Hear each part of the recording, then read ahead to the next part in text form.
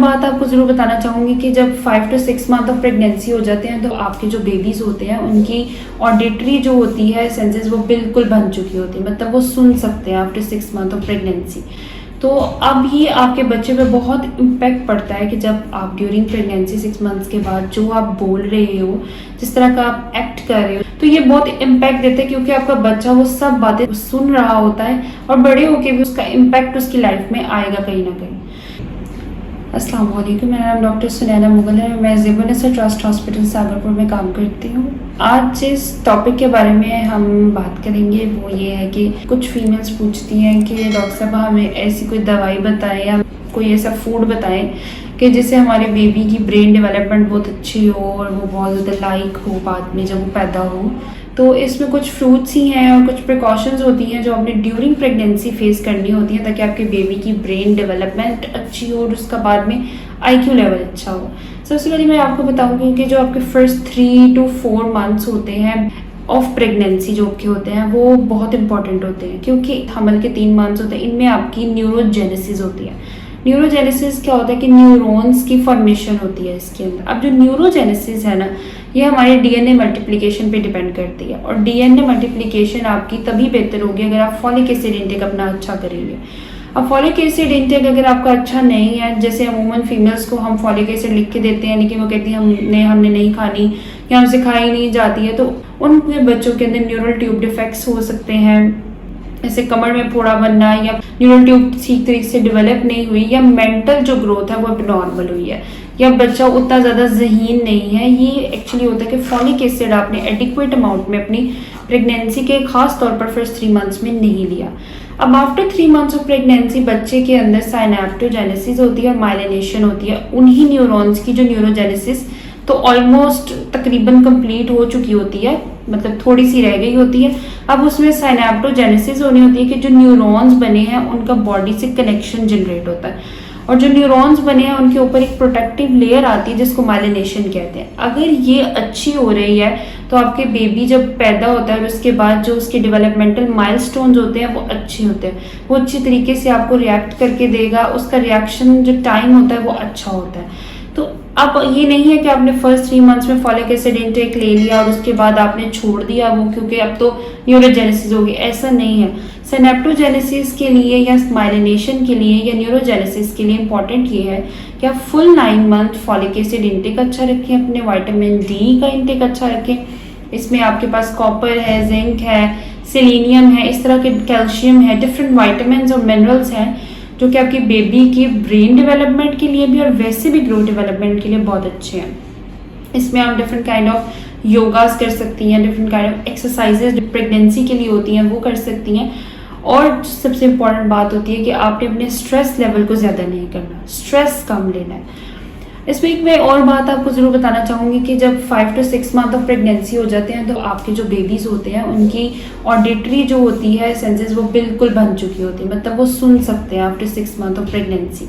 तो अब ये आपके बच्चे पे बहुत इम्पैक्ट पड़ता है कि जब आप ड्यूरिंग प्रेगनेंसी 6 मंथ्स के बाद जो आप बोल रहे हो, जिस तरह का आप एक्ट कर रहे हो, जिस तरह का आप बिहेव कर रहे हो आपस में अपने हस्बैंड के साथ या फैमिली टर्म्स में, तो ये बहुत इम्पैक्ट देता है क्योंकि आपका बच्चा वो सब बातें सुन रहा होता है और बड़े होके भी उसका इम्पैक्ट उसकी लाइफ में आएगा कहीं ना कहीं।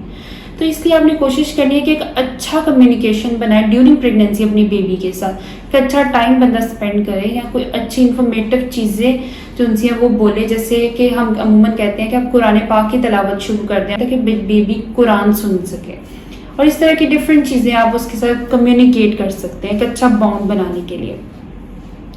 अब आते हैं कि ये सब तो चीज़ें हैं एक तरफ। अब जो मैं कुछ फूड आइटम्स आपको बताऊंगी कि जो कि बेबी की ब्रेन डेवलपमेंट और फर्दर मज़ीद दूसरी चीज़ों के लिए भी बेहतर है, जो ग्रोथ डेवलपमेंट है या मदर के लिए भी जो अच्छे हैं, ये वाले सारे मैं आपको फूड आइटम्स बताऊंगी। इनमें सबसे पहला फूड आइटम है हमारे पास स्पिनच।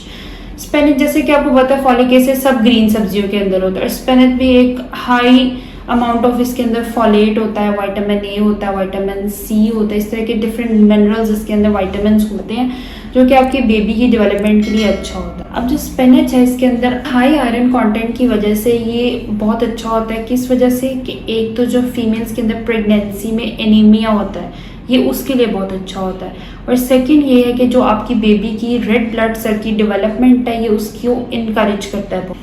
इसके अलावा जो सेकंड फूड है वो है बनाना। बनाना तो वैसे भी कहते हैं सुपर फूड होता है प्रेगनेंसी के लिए। आप हर टाइम अपने बैग में बनाना रखें, उसको कंज्यूम करें। क्यों? क्योंकि इसके अंदर पोटेशियम लेवल ज़्यादा होते हैं।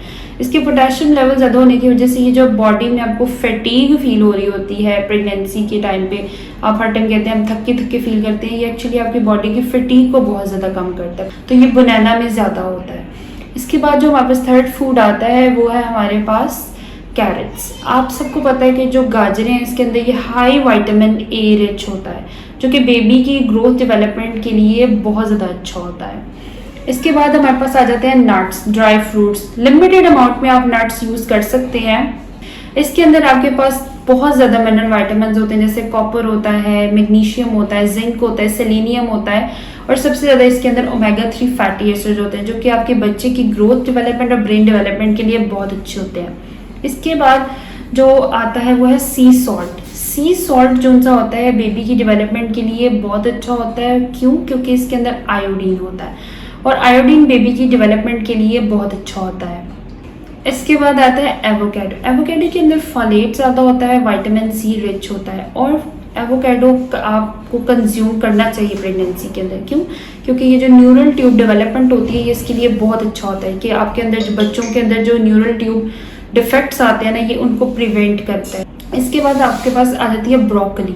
ब्रोकली जो है ये भी हाई सोर्स ऑफ होता है आपके पास फोलेट, विटामिन सी और डिफरेंट मिनरल्स इसके अंदर होते हैं, और ये भी आपके बेबी की ग्रोथ के लिए बहुत अच्छा होता है।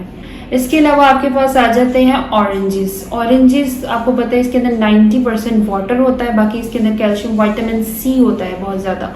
तो वैसे भी आपको ऑरेंजेस ज़्यादा कंज्यूम करने चाहिए, ताकि प्रेगनेंसी में डिहाइड्रेशन के चांसेस होते हैं, या वैसे भी आपकी स्किन भी इससे फ्रेश रहती है और प्रेगनेंसी भी अच्छी होती है। इसके बाद आ जाते हैं डेयरी प्रोडक्ट्स। डेयरी प्रोडक्ट्स में आपके पास कैल्शियम भी होता है, इसके अंदर रिच सोर्स ऑफ कैल्शियम होता है। तो ये अपने डेयरी प्रोडक्ट्स जो जिसमें योगर्ट होते हैं, चीज़, मिल्क आप यूज़ कर सकते हैं। अब जो योगर्ट है इसके अंदर एंटीऑक्सीडेंट्स भी होते हैं, माइक्रोबायोटिक ऑर्गेनिजम्स होते हैं, जो कि आपके बेबी के लिए और आपके गट के लिए भी बहुत अच्छे होते हैं।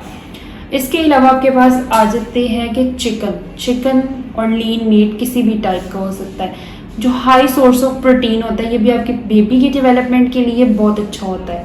और इसके अलावा आपको पता है चिकन हो गया, एग्स हो गया, ये दोनों हाई प्रोटीन और लो कैलोरी सोर्स होते हैं। तो इसके जितना ज़्यादा आप कंज्यूम करेंगे उतना बेटर, क्योंकि इनके अंदर ओमेगा 3 फैटी एसिड होते हैं, जो कि आपकी बेबी की डेवलपमेंट के लिए बहुत अच्छे होते हैं। उम्मीद है कि आप ये सब फूड आइटम्स कंज्यूम करेंगे अपनी प्रेगनेंसी के लिए। ये वीडियो आपके लिए मददगार साबित होगी। मिलेंगे इंशाल्लाह अपने नेक्स्ट वीडियो में। बहुत शुक्रिया। अल्लाह हाफिज़।